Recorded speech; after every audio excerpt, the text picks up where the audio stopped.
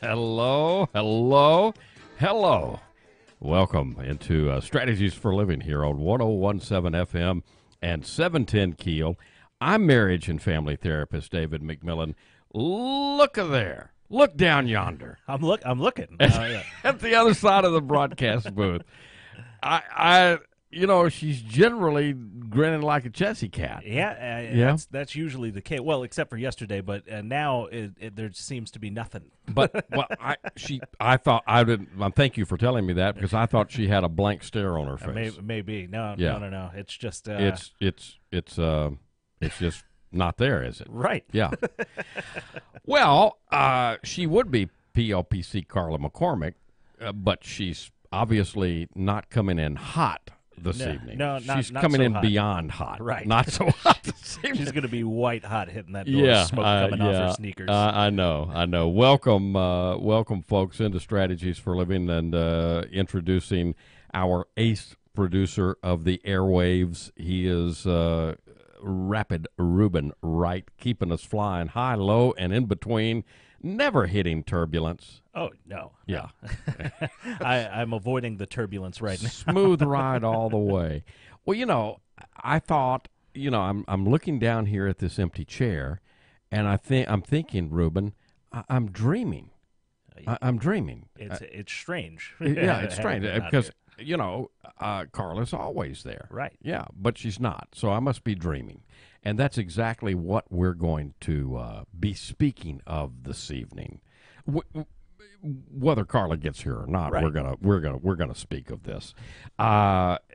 Folks, thank you for tuning in to Strategies for Living. We're brought to you by CADA, the Council on Alcoholism and Drug Abuse of Northwest Louisiana. They've been helping individuals and families for 60 years now, and we'll be saying more about CADA in a few minutes. But here's the deal with CADA. You don't have to leave home to get treatment. Go to CADANWLA.org and find out more.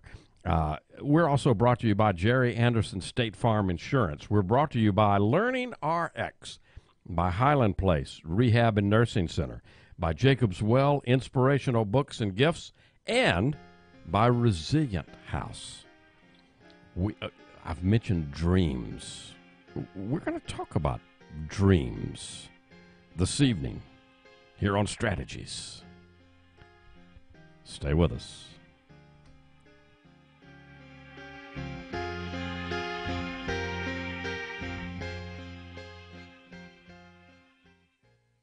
If we're talking addiction prevention, education, and treatment in Shreveport-Bossier for 60 years, we're talking about CADA. Let's talk about addiction.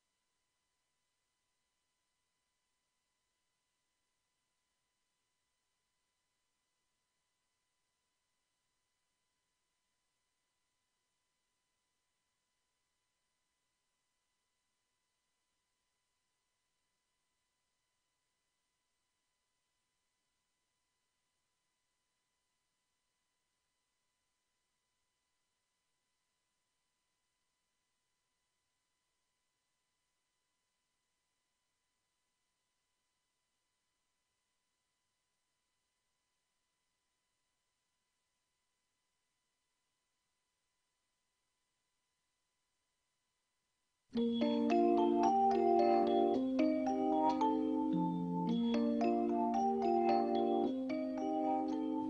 Sandman, bring me a dream. Make him the cutest. Oh, yeah. Welcome back into 1017 FM and 710 Keel. Welcome back into Strategies for a Living. Ruben, am I dreaming? Am I dreaming? I think maybe if you weren't dreaming before, you're certainly not dreaming now. Okay, So, well, yeah, PLPC Carla McCormick. Hi, About boys. time you got here. I know. I'm sorry. No, don't be sorry. I've been so excited because I had this dream last evening. Is it Okay. the one where you gave me a whole bunch of money? No. Oh, No. darn. So the first thing, it's weird. The first thing that happens in this, maybe you can help me interpret this. Okay. Okay. So the first thing that happens in the dream is I'm hearing this voice. I'm hearing this voice come, and it says, "Here's the story of a lovely lady who was bringing up 3 very lovely girls. All of them had hair of gold. Like me. Just like Carla, the youngest one in curls." And then, right in the middle of that, I hear, "Marsha, Marsha, Marsha." Marsha. All right, and then I woke up. Uh-oh. What in the world I think I might know. does you can help me? I think so. Yeah. Well, do tell. Drum roll, please. Bubble. All right. I'm going to let you do the honors. Well, today there was a big announcement because one of our major sponsors, the Council on Alcoholism and Drug Abuse of Northwest Louisiana, CADA, has an annual dinner Yes. every year. And we get to go this year. And we get to go this year. This year's theme is 60 Years of Hope. It's October the 10th. The program's going to begin at 6:30. Doors are open at 6. It's at the Shreveport Convention Center. You can go get tickets right now, and you're going to want to. You can reserve a table. All on the CADA website, cadanwla.org. cadanwla.org. Now, why in the world would I be dreaming Marsha? Because she's going to be there. Yeah. She is the speaker. You know, every year it seems that CADA really outdoes themselves. And this year, Marsha Brady is going to be the speaker. People don't know, but Miss McCormick, she shares your name, by the way. McCormack. I think she spells her M-A-C-K. It's Maureen McCormick. No, it's M-C-C-O-R-M-I-C-K. Same way. Oh. Yeah. She was Marsha Brady on the Brady Bunch, and I'm not sure I'm exactly right on this, but I think she's been in recovery for some 35 years. Wow.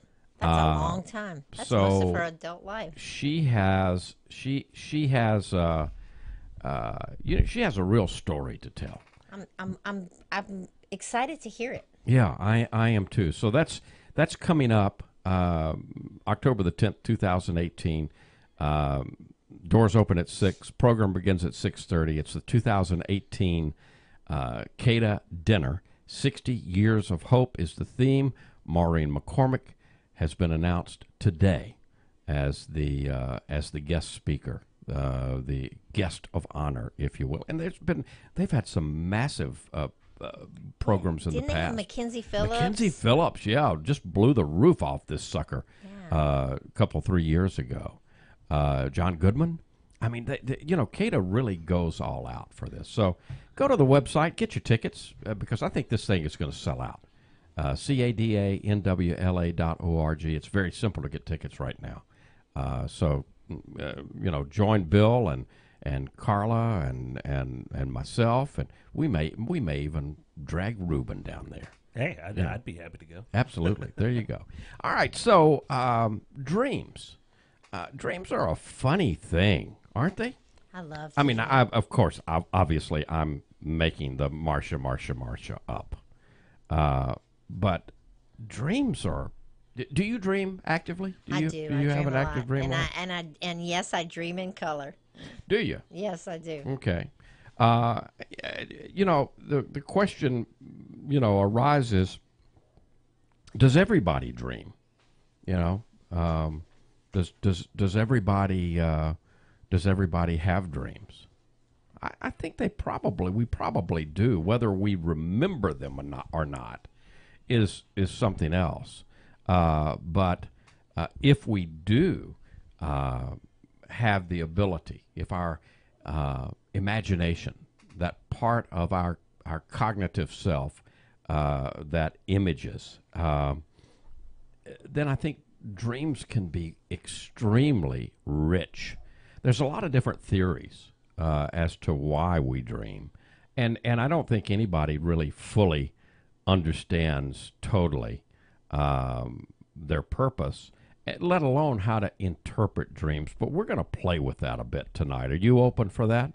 This is super interesting. They, Yes. they can be mysterious, but if you can understand the meaning of a dream, I think, Dr. Freud, everybody bow, said that the dreams are the royal road to the unconscious mind. He wrote a book, as a matter of fact, The Interpretation of Dreams, and it suggested that the content of dreams is related to wish fulfillment. He believed that the manifest content of a dream, or the actual imagery and events of the dream, serve to disguise the latent content or the unconscious wishes of the dreamer. And then Carl Jung, Freud's contemporary, he shared some of those commonalities with Freud. Freud talked about things like symbolization and displacement and condensation and things like secondary revision.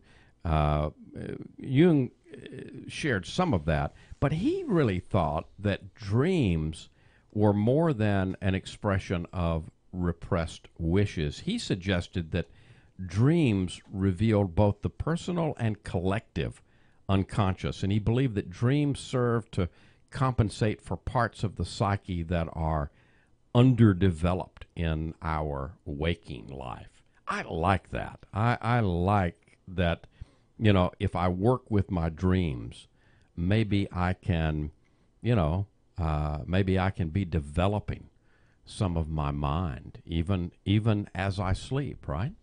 Do you ever do that? Do you ever, before you go to sleep, kind of tell yourself that you want a solution to a problem that you might have in your dreams? Yeah.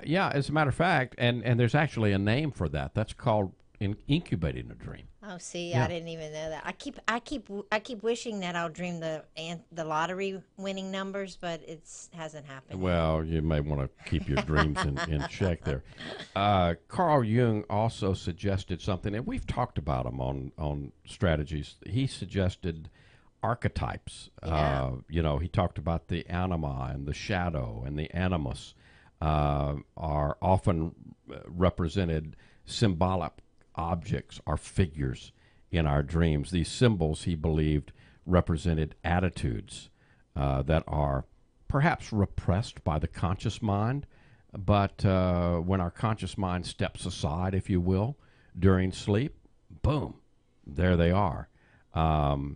Unlike Freud, who often suggested that specific symbols represent specific unconscious thoughts, Jung believed that dreams are highly personal, and that interpreting the dreams involved knowing a great deal about the individual dreamer. And I kind of move with that. I would agree with that. Because I think the best interpreter of your dreams is you, and the best interpreter of my dreams is me. Not that you can't help me a lot, Right. or I can't help you, but I think that Jung was right on target in terms of it's the individual dreamer that can best interpret the dream. I like to recommend. In fact, I just did earlier this week with a client. In fact, I find myself talking about dreams quite a bit in the counseling room.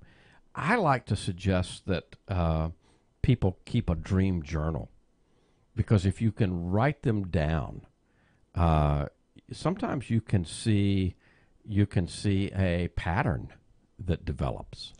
Right, and when you first wake up right away in the morning, at least for me, I can remember my dreams pretty vividly, and then later on, as the day goes on, I don't remember them quite so well. Yeah, yeah.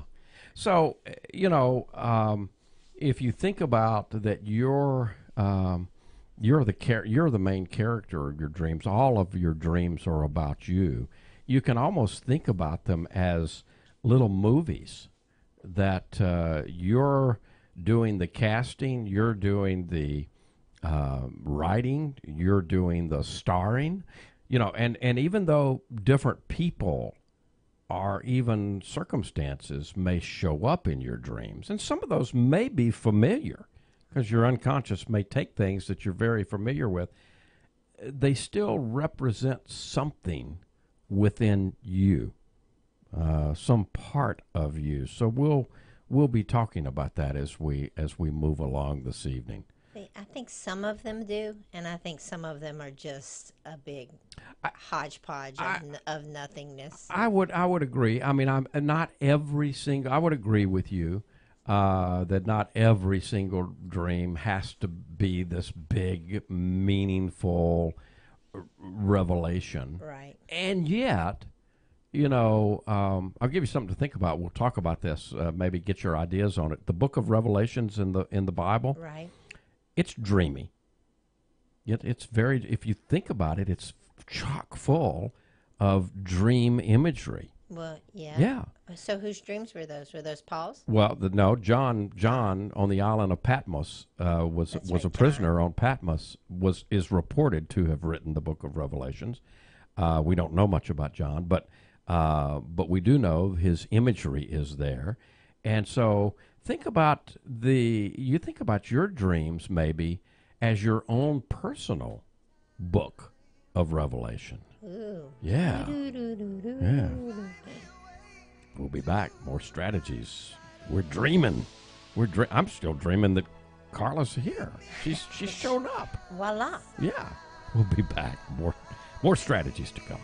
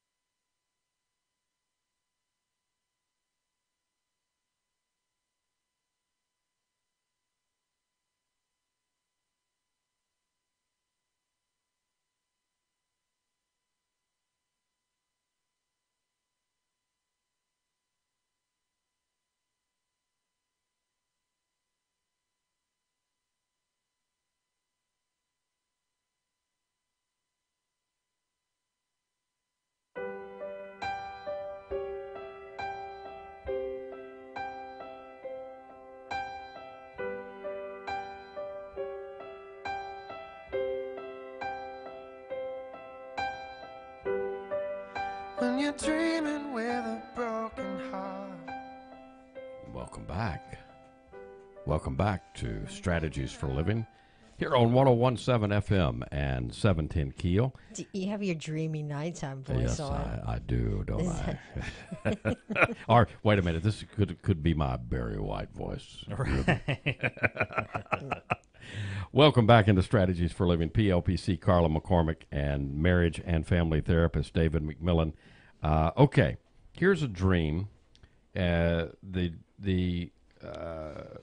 listener identifies himself as a 40-year-old man who recently had a very interesting dream that he says, I hope you can shed some light on this dream because, frankly, I'm stuck. So he says it's probably important for you to know that I'm going through quite a bit of transition in my life, personally and professionally. Now, he says in the dream, he's exploring his father's closet, and he's finding all kinds of very attractive, sharp clothing, some great-looking dress shirts, some sport coats, and shoes. He says, in reality, my father dresses like a much older man than he is. As I'm exploring the closet in the dream, it feels like I'm 12 or 13 years old. And I noticed this stack of books and magazines on a top shelf, the very top shelf, he says. He says, I have to go to some effort, but I climb up, and from the bottom of the stack of stuff, I pull this brand new Playboy magazine. And I get real excited, and then I wonder immediately whether anybody will see me. And I even become more excited, and then I wake up. And he says... He misses the good part. He says, what the heck? Yeah. So, okay, so how can we help what the heck? How can we interpret this dream? First of all, let's talk about some simple steps, okay? And maybe we can use this to okay. Very simple steps to getting your arms around your dreams, using dreams as your own book of revelations, if you will. Ask yourself, what is the theme of my dream? What's the theme that's going on? And then how do I feel in the dream? Because this listener had a definite feeling that expressed itself in this dream. And the last step is, when do I have these feelings, these same feelings, when I'm awake, in my waking life? Oh, so you have to identify the feelings. Yeah. Okay. Now, okay, so let's think about it. There's some real interesting symbolism in this guy's dreams. And again, we're just playing now because the best interpreter of your dream always is you. Okay. But we can suggest some ideas for our listener to consider. And by the way, folks, if while we're talking, if you're interacting with us on Facebook and you want to send a dream to us, go ahead. We'll try to get to it this evening. If we don't get to it this evening, we'll get to it the next time we do a program on dreams. We can do a whole week of. We could do a dream week. Dream yeah. week.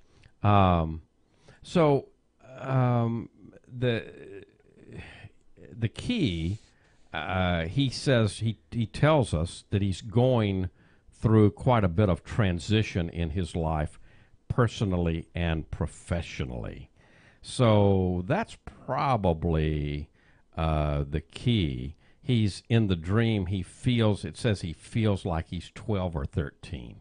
So what is that? A middle school? School? He's excited. Yeah. He's excited about his future. Yeah, and so that's a key transition period, right. In all of our, especially in the life of a boy, of a man, of a developing young man. So, could the dad's closet? Any ideas? Do you have any ideas of what the symbolism might be The father's closet. What could that be? To me, I guess that would symbolize adulthood. Okay. Yeah. Yeah. You That know. but he's seeing clothing in there. He's seeing that his dad probably listened to some ZZ Top. He was a sharp dressed man in the dream, and he says in reality his dad isn't that Right. sharp dressed. So what about the closet, the dad's closet, representing possibilities to try on? Because what do you do with clothes? Right. You try them on. Well, and sharp clothes means success. Yeah. What kind Yeah. of men wear sharp clothes? Successful men. Successful guys, yeah. Yeah, good point. So the age that the guy feels like he is in the dream is, that 12 or 13 for men, that's a peak. That's a transition peak, We have some peaks developmentally through the years. And certainly 12, 13, 14, that time frame for boys and men is a peak transitional period where that's a place. Prepubescent. Yeah, we're going from child into teenager. Right. You're becoming a man.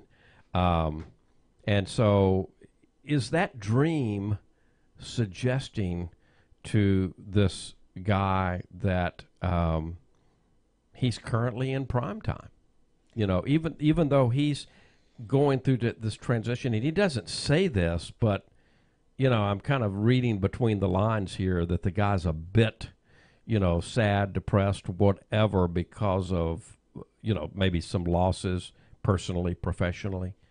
I don't know. He doesn't say going through a divorce or going through a breakup or Right. losing of a job, but I'm just kind of wondering that in between the lines. Well, I would guess the future looks exciting. Yeah. Yeah. So he's going to wear some sharp clothes. I seek success, and then, what's the adventure and excitement of finding a dirty magazine in your dad's closet? So you're there. So not just the dirty magazine, but the stack, because he sees a stack of books, magazines, books, whatever, and they're way up. What could that be representative of? What could that be? Reaching. Knowledge. Reaching for knowledge. Yeah, Reaching. right on. Searching. Right on. Yeah. And so is that being way up on the shelf, does that, maybe say that there's some possible knowledge that you can obtain, but you're going to have to stretch to achieve it? Because in the dream, what he had to... He said it takes a lot of effort. A lot of effort, yeah. So you got to stretch to get there. And then he pulls out the Playboy. And then he wakes up torn. Yeah. So, what could the Playboy... I thought about this a little bit. Playboy's not around anymore, I don't guess. Hugh Hefner has passed on.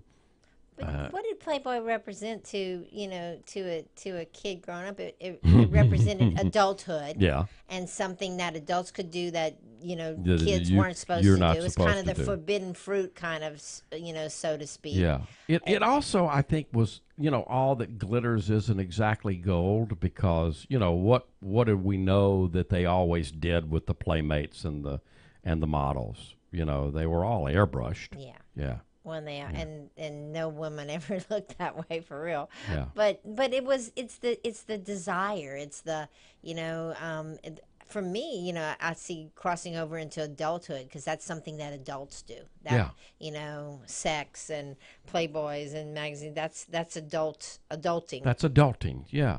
Yeah. Okay, so what about my dream? Okay, All right, so finish. tell me about your dream. Tell me. You wanna tell me finish? Again, there's no finishing.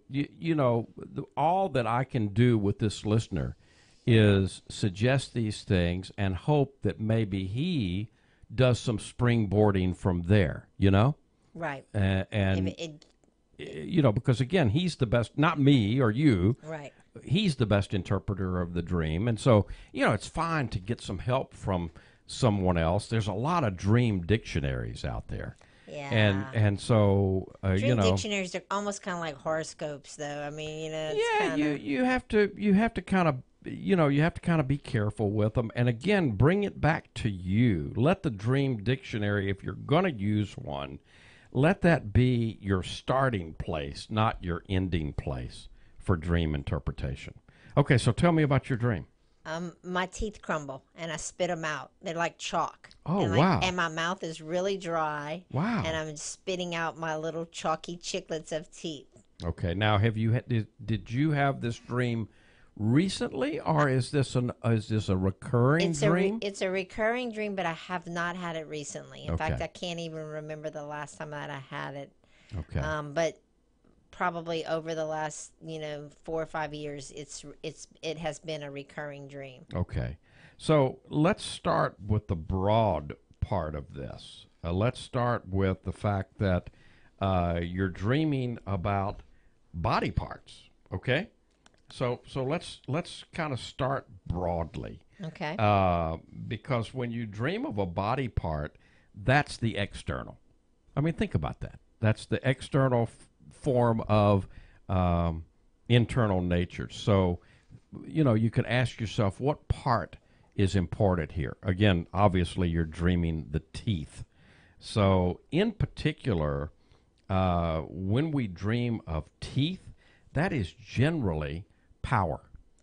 It's Okay. generally freedom, independence, power, the ability to nourish yourself, even commitment. All of that is, is symbolic. Teeth are symbolic of that. So you might ask yourself, what is going on in my life that represents or am I having some struggles with either independence or feeling empowered, or my ability to nurture and nourish myself? Is there anything with commitment going on? It's funny because the up until about the last year and a half, it was a very powerless time in my life. But I never thought about it that Yeah. way. I thought of my smile. I thought of Yeah. those kinds of things, but I didn't think about it as power. So you just taught me something. So you might ask yourself, where in my life do I fear dependence? All parts of my Yeah. life. And what do I want to say? What do I wish to say? I've got to be me. So I've talked about this dream before, but I want to come back and talk about a very strange, poignant dream I had back in, gosh, it's been years ago now, back in 2001. I know exactly when it was because I remember where I was living Wow. when I had this dream, and then the weird thing is how it all played out. We'll come back and talk about it.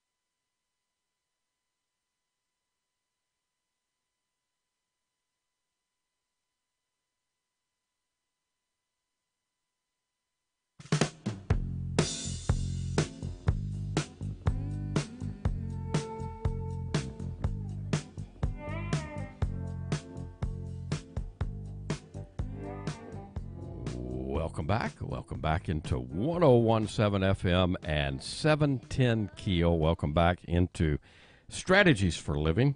And we're talking about dream interpretation today on strategies, how to understand your dreams. You know, I mentioned the book of Revelations and how that contains, if you think about it, it's very dreamy imagery. You can get into trouble if you try to literalize. You know, the Bible has, the very word Bible means library of books. And that is indeed what the Bible is. It's many different books written over a span of lengthy time by many different authors to many different people. Audiences. So it's important to understand who was doing the writing, when, and to whom. And of course, you know, if you try to make something, you know, they force something that is not, you know, you kind of get into trouble. So there are many different forms of writing in our Bible, and we need to understand, okay, what form of this? Definitely, the book of Revelations is prophetic. It's a prophetic writing, like the book of Daniel in the Old Testament. So it contains imagery, just like in our dreams. You know, you've got to work with that imagery. It's not literal. So, I mean, you know, Reuben, you were about to mention someone dear to you having a dream. Oh yeah, my wife, she just messaged in on the live feed. My wife Lauren, she has recurring tornado dreams, Okay. and she's never been in a tornado. Okay, so see, She's Dorothy for the Wizard of Oz. Well, it's funny you should mention that, because generally the association when we have a tornado dream is a strong force, and it can be destructive. So ask yourself, do I see any dramatic change coming up in my life? Or maybe do I fear any dramatic change That's going to coming up in my life? swirl you up and whisk you away. Yeah. Overtake you. Yeah. You know, we were mentioning the Bible a moment ago, and think about how many times in the Bible their dreams are mentioned, dreams and visions. A lot. A lot. Abraham in the Old Testament, Genesis chapter 15. Let's see, Abimelech, who in Genesis chapter 20, Abraham's wife Sarah was beautiful, so beautiful when Abraham came into a new area, he occasionally feared that the local ruler would kill him and take Sarah for himself. Abraham told Abimelech, king of Gerar, that Sarah was his sister. She was his half-sister. And so he took Sarah into his harem, but God sent him a dream telling him, don't touch this. You remember that? Yeah. And so the king returned Sarah to her husband the next morning, and that dream protected and safeguarded the plan for Sarah to be the mother. Abraham, of course, and Sarah were, you know, the God spoke parents. to the king that took Sarah, not Abraham. That's exactly right. In a dream. There was Jacob in Genesis chapter 28. There was Joseph. He's one of the most famous dreamers. You know, one of the most famous dream interpreters Was in the it Bible. Joseph that was in jail that helped to interpret the dream? Yeah, well, in the king? His first recorded dreams were found in Genesis chapter 37, and they showed through easily deciphered symbols that Joseph's family would one day bow to him in respect. Remember, his brothers did not appreciate him at all, and that they threw him in the pit. And eventually, Joseph ended up in Egypt, actually in prison. But then it all turned around because he got on Pharaoh's good side, and ended up he was able to, to save his brother. Well, he interpreted the dream for Pharaoh, That's right? exactly right. That's exactly right. And so you've got Pharaoh, you've got Samuel, you've got Solomon, you've got Daniel. All of those are dreams. Old Testament. Then in the New Testament, You've got Zacharias in Luke chapter 1. Zacharias, an old priest, told him that he would soon have an important son, and not long after, Zacharias and his wife Elizabeth delivered John the Baptist in the Bible. And then there's Joseph. Joseph would have divorced Mary, because Mary got pregnant. Joseph knew he hadn't been with her, and the dream told him, "Hey, this is from God," right? Was that a dream? See, I thought Yeah, that was an angel. No, it was told to him. And they in a dream. differentiate between dreams and angels. They do. They do. Pilate's wife in Matthew chapter 27, during Jesus' trial, Pilate's wife sent an urgent message to Pilate saying, "Hey, back off." Pilate didn't listen. You should always listen To your wife. to your wife, right? There's Peter in Acts of the Apostles. Paul had several visions in his missionary career. You can find them in Acts. You can find them in 2 Corinthians. So my point is that, and then there's the book of Revelations. My point is that don't be afraid of your dreams. There it is. The dream that I had that back in 2001, I was punching numbers into a calculator, and I punched in. It was one of those dreams that come right before, you wake, and I punched in 365 times 80, and then I woke up. The alarm clock rang. And so when I got up, I'm sleepily, what does that dream mean? And I got out of bed. I'm going to the kitchen. I passed a calculator, and I had determined, okay, both of my parents at that point in 2001 were in their 80s. So I said, okay, well, that's what that means. So I punched in 365 times 80, and of course, the number that came up was 29,200. And I said, geez, that can't be right. That's not a big enough number. If we live 80 years, we get more than 29,200 days. That's how many. And then I took that number and I divided it by 7, 4,171 weeks. And, that's not a lot. How fast does a week pass, right? Quickly, right now in my life. So I think that's, I think that dream was getting my attention. I went to the office that day and I shared it, and I'm going to call the guy Tom. I shared it with Tom, and he got mad at me. He said, "You're wrong. You are absolutely wrong." And I just simply handed him the calculator from my desk, and he punched the numbers a couple of times, just like I had done earlier. Mm-hmm. And he said, "Okay, well, you're right, but I'm going to live to be 100. How many days do I get?" That's 36,500. Anyway, let's fast forward several years. I go out to get the paper one morning, this several years ago, and I get the paper. I got my cup of coffee. I'm sitting there reading the paper, and I flip to the obituary section. And guess whose picture's there? Tom. Yeah. There's Tom's. I can't even begin to tell you. I can't even begin to express. Sounds kind of Twilight Zone, Yeah, yeah. So embrace your dreams. Record them. How did you feel in the dream? What recurring thoughts are in your dreams and in your daily life? What are the elements of this dream? Don't be too quick with the dream dictionaries. I mean, they're very available online, and I'm not saying don't use them. Just don't be over reliant on them. You can learn a lot from the most mundane of the dreams. If you dream and you wake up and you remember it, it's worth. I'm going to start writing mine down. I thoroughly recommend a dream journal. You can begin to see a connection. We'll do this again in a few months. I'll let you know. Absolutely.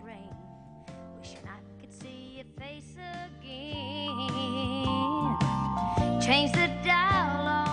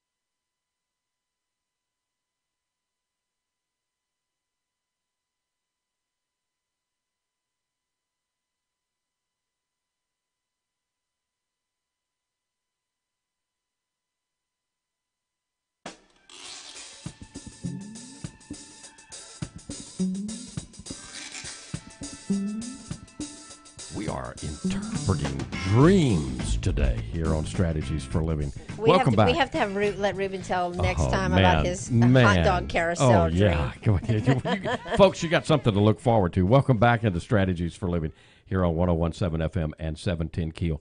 We've been talking about dreams today. A couple of things that I think it's important.